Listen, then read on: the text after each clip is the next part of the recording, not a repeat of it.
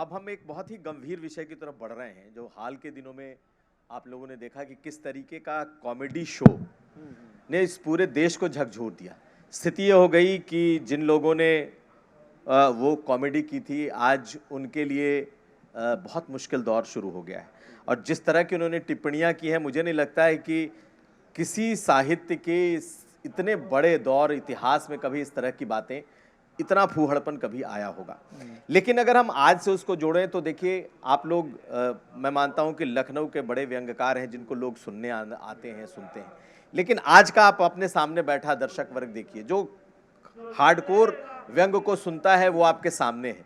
लेकिन ऐसे ऐसे स्टैंड अप कॉमेडियन जो कि कुछ भी बोल सकते हैं, हंसाने के लिए कहते हैं कि किसी भी स्तर तक जा सकते हैं, गिर सकते हैं, तो आज दौर उसे सुन रहा है। तो बालेंदु जी, मेरा आपसे सवाल है, आपने भी देखा होगा जिस तरह की कॉमेडी से ये चीज़ें शुरू हुई और कॉमेडी के नाम पर आज भी उसको जस्टिफाई करने की कोशिश हो रही है कि इसे सिर्फ कॉमेडी भर लें।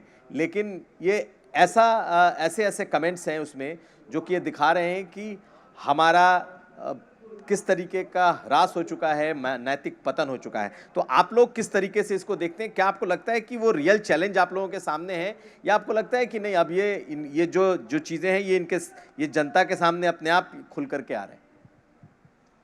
पहले तो मैं इस पर टिप्पणी कर दूं कि जो निकल कर आया, जिसको लेकर इतना बवाल हुआ, मुकदमे हुए, वो असल में वो बहुत लंबे समय से वो शो चल रहा था।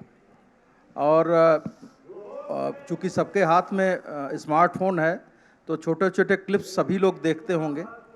मुझे आश्चर्य हुआ कि ये ऐसा शो चल कैसे रहा था, और वो शो जिस दिशा में जा रहा था उसकी अंतिम परिणत उसी रूप में होनी थी। हमारी आज़ादी, भले हम एक लोकतांत्रिक देश में रहते हैं, लेकिन हमारी आज़ादी वहीं तक है जहाँ तक वो किसी दूसरे की आज़ादी को आहत न करती है। हमारी जो संस्कृति है, हमारे जो विचार हैं, हमारी जो परंपरा है, हमारी जो पौराणिकता है, वो इतनी समृद्ध है, वो जाकर यहाँ इस विषय पर जाके अटकेगी। युवा ऐसी चीज़ों को बोलना, देखना, सुनना शुरू कर देंगे, हमने कभी इसकी कल्पना नहीं की थी। लेकिन इसका एक दूसरा पक्ष भी है, इसका एक सकारात्मक पक्ष भी है। सकारात्मक पक्ष यह कि इस प्रकरण के बहाने ऐसे सोच पर, ऐसी परिचर्चाओं पर लोगों ने खुलकर बोलना, कहना और विरोध करना शुरू किया। ये एक लोकतंत्र का एक दूसरा पक्ष है।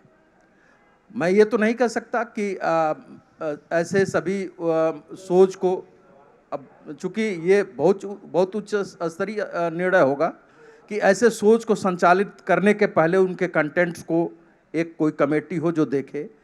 चूंकि OTT प्लेटफॉर्म एक ऐसा प्लेटफॉर्म है, दिखाने वाले को भी और देखने वाले को भी ये भ्रम है कि यहाँ बिना किसी कट के, बिना किसी बैन के सब कुछ देखा और दिखाया जा सकता है।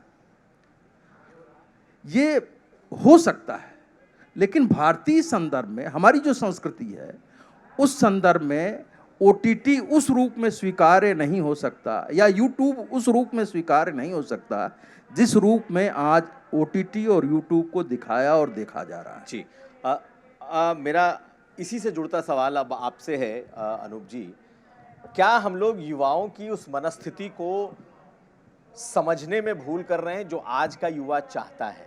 क्योंकि अगर हम दर्शक वर्ग से, उनकी तादाद से, उनके देखने और सुनने वालों की इच्छा से इसको जोड़ते हैं, तो बहुत सारे लोग इसको समर्थन भी करते हुए दिखाई देते हैं। तो आज के दौर में आपको ये कहाँ ले जाता हुआ दिख रहा है? ये बहुत ही कॉम्प्लेक्स चीज़ है।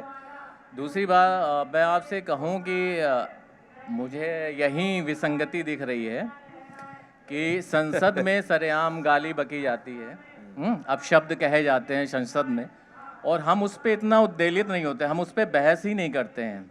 और संसद से होता है, संसद में जिस प्रकार की भाषा इस्तेमाल की गई है माननीय के द्वारा, इतनी उत्तेजना समाज में मुझे नहीं दिखी। और यूथ हैं, उन्होंने किया, वो अलग है कि नहीं होना चाहिए, उसका मैं भी समर्थन नहीं करता हूँ कि आप क्रिएटिव नहीं हैं। अगर आप इस तरह की चीज़ें ले रहे हैं तो आप में कंटेंट का अभाव है। लेकिन एक विसंगति मुझे यही दिखती है। और रही बात यूथ की, और चीज़ें जो स्वाद में वो होती है वो ज़्यादा बिकती हैं। आप ठेले पे देखे नहीं, मोमो और ये सब ज़्यादा नहीं तो बिकता क्या है। जस्टिफाई कर सकते हैं इसको? जस्टिफाई देखिए, पैमाने अलग अलग होते हैं। अब मैं आज यूथ की भाषा सुनता हूँ, जो कल तक गाली थी आज गाली नहीं है, कल तक गाली थी वो गाली नहीं है आज जो बोला जाता है ना। तो धीरे धीरे समाज जो एक्सपोजर होता है वो मैच्योर होता जाता है। कई चीज़ें हैं जो मैं आज अपने बेटे से बोलता हूँ, मेरा बेटा मुझसे बोलता है, जिसको हम लोग 20 साल पहले बोल ही नहीं सकते। और वो जैसे जैसे मैच्योर होते हैं वो चीज़ें बढ़ती जाती हैं।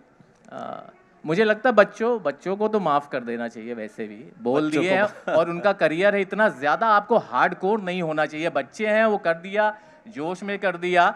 अब बच्चों से आप इतनी उम्मीद कर रहे हैं कि उनको ये करना चाहिए। और जो हमारे इतने बार के सांसद हैं, इतने बार के वो हैं जिनका करियर ही पूरा है, वो ऐसी अभद्र भाषा प्रयोग करते हैं, ऐसी नफरत फैलाते हैं सरेआम, आप उनसे कोई उम्मीद नहीं करते। तो उनको थोड़ा सा नहीं, डांट चलिए, डूट के, हाँ, थोड़ा सा ये जो आपने बात कही, हमें भी यहाँ पर ये दिख रहा है कि किस तरीके से एक ही विषय के कई पहलू हो सकते हैं। बिल्कुल और हो आपने सकते उस दूसरे पहलू की तरफ आपने भी बातें कही हैं। अलंकार जी, आपसे भी इसी पर, बिल्कुल हमारा आखिरी सवाल है हमारे सेशन का। आपको क्या लगता है कि क्या सही में माफ़ी के लायक है ये चीज़? क्या माफ़ी दे देनी चाहिए, ये मानते हुए, जानते हुए कि ये भी समाज का ही एक आईना है, समाज का ही एक स्वरूप है और समाज की ही बातें हैं, लेकिन क्या ये एक्सेप्टेबल है? देखिए, एक्सेप्टेबल तो नहीं है, क्योंकि हमारे यहाँ जो हमारी साहित्य होता है वो संस्कृति से भी प्रभावित होता है।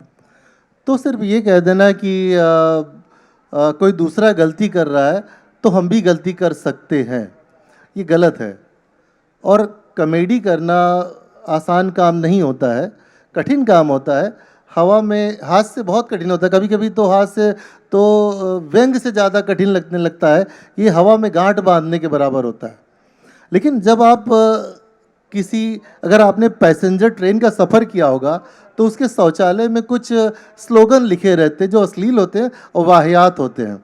अगर आप उन स्लोगन्स को मिला करके एक कॉमेडी शो बना देंगे और अपने आप को कॉमेडी किंग घोषित कर देंगे और डंके की चोट पर ये शो चलाते रह जाएंगे।